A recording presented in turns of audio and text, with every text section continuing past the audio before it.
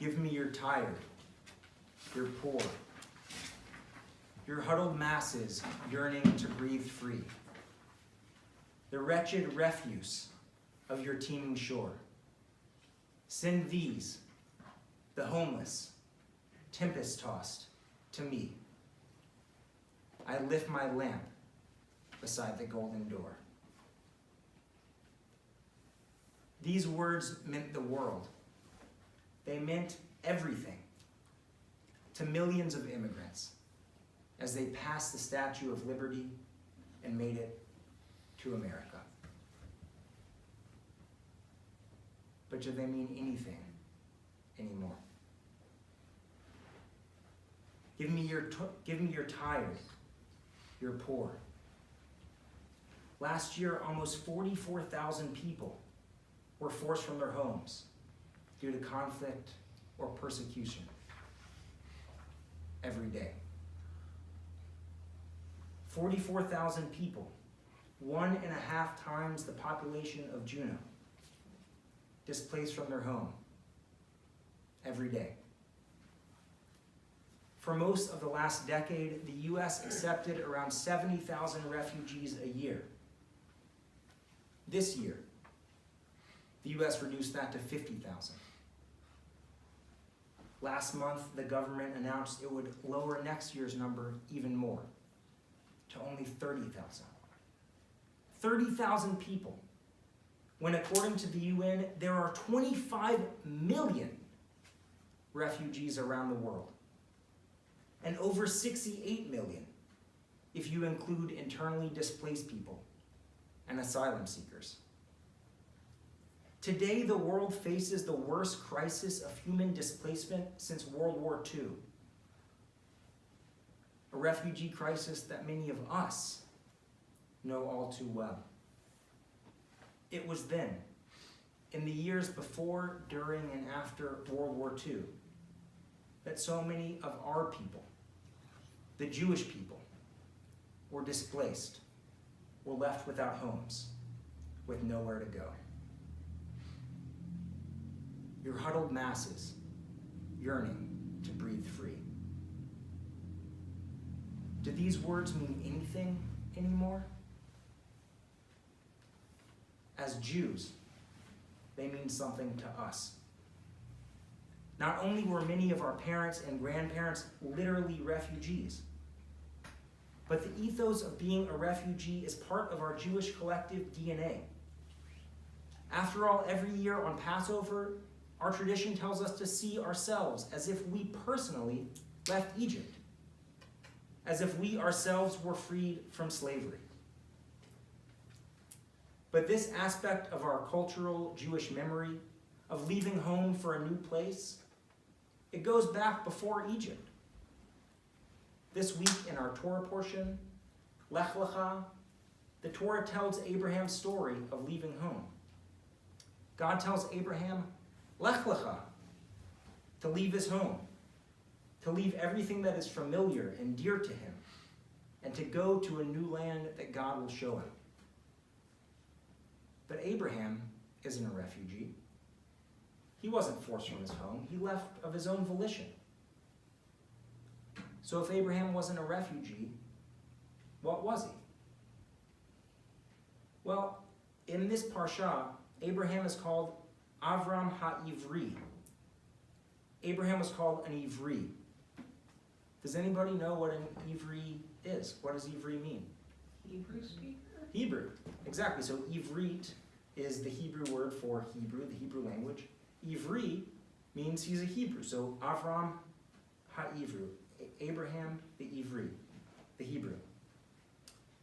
So is there anything weird about that, about Abraham being called Avram HaIvri? Well, at first glance, probably not. I mean, we think about Abraham as the founder of the Jewish people, as the first of the Hebrews. So it makes total sense that the Torah would refer to him as Avram HaIvri. Except that many biblical commentators point out that Abraham was from Aram, and therefore probably spoke Aramaic, not Hebrew. And in fact, none of the other patriarchs or matriarchs They're never referred as Hebrews throughout the entire Torah. That name actually doesn't come into use until much later. So what does it mean? Why is Abraham called an Ivri, a Hebrew? Well, Ivri comes from the Hebrew root, ayin bet resh, avar. Avar, Ivrim, sounds similar. And this root means something like to cross, or crossing over, or an outsider, or someone who crosses from one place to another. This root also, actually, I find this very interesting.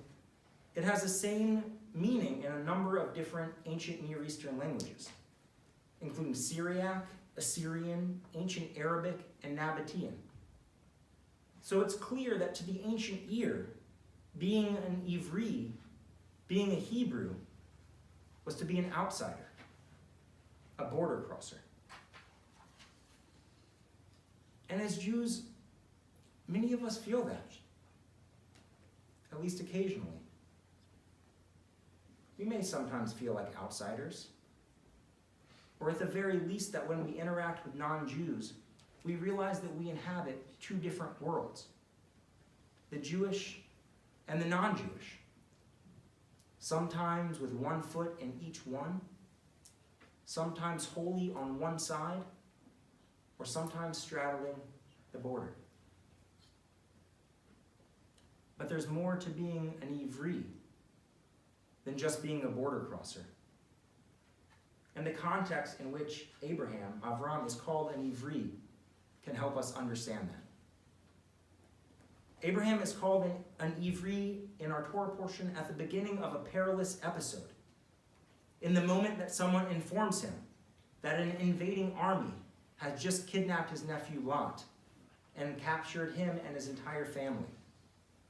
So immediately, Avram the Ivri jumps into action. He rallies all the men that are loyal to him, and they embark on a rescue mission. They search far and wide all throughout the ancient Near East, all from where they were, kind of in the southeastern part of it, all the way to the western part, all the way into what is today Syria, Damascus. They search far and wide, and finally they find Lot, and in the middle of the night, they go into the kidnappers' camp, they attack them, and they save Lot and his entire family. So, Abraham shows us that having the identity of an outsider, an Ivri, means being especially sensitive to other outsiders, to people who are driven from their homes due to violence and war. Avram shows us that being an Ivri means taking responsibility when other people are in danger, especially when those people are your kinsmen. That is what it means to be a Hebrew. That's what it meant in Abraham's day, in our grandparents' day, and in our day. The wretched refuse of your teeming shore, send these, the homeless, the tempest-tossed, to me. That's exactly why HIAS, the Hebrew Immigrant Aid Society, was formed in 1881 to help our kinsmen, our fellow Jews who were fleeing pogroms in Russia and Eastern Europe. In the years that followed, HIAS provided shelter, meals, assistance finding family members, job training, and countless other services to the often penniless Jews who arrived on our shores speaking no English. If you have Jewish ancestry, it's almost a certainty that your family, that you, have been impacted by HIAS's work. HIAS played a pivotal role in nearly every Jewish refugee resettlement crisis since its formation, including assisting Jews from Cuba, Algeria, Libya, Ethiopia, Iran, and the former Soviet Union. To date, HIAS has helped over 4.5 million people around the world.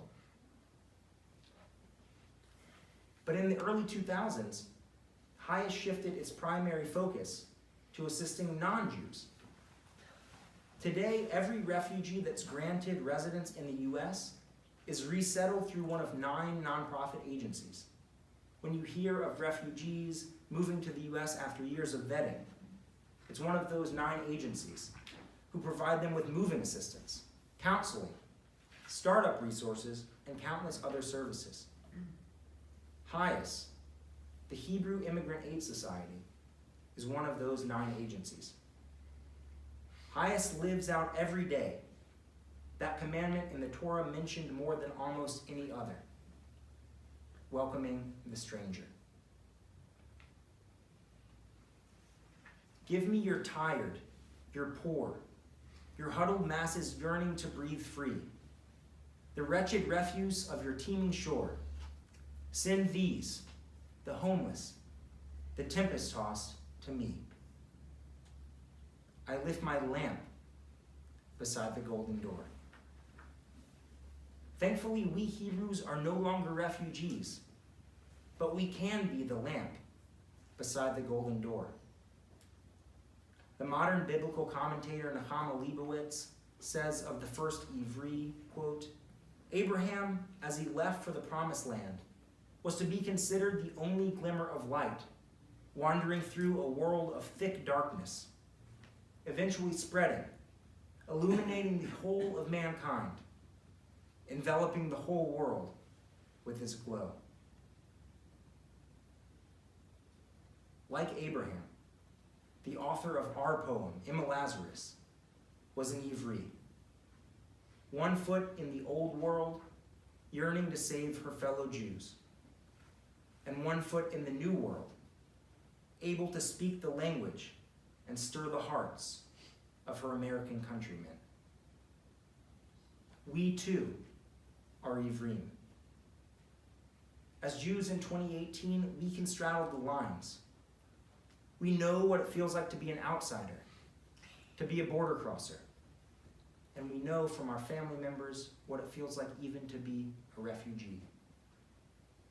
But in 2018, we are blessed that we are no longer pushed down and trampled. We, Jews in 2018, we have a voice. And if we're loud enough, if we shine bright enough, we can make people listen. We can help them see the light. Give me your tired, your poor, your huddled masses yearning to breathe free. So do these words still have meaning?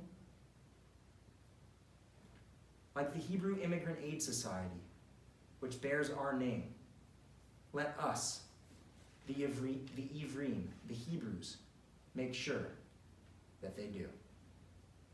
Shabbat Shalom.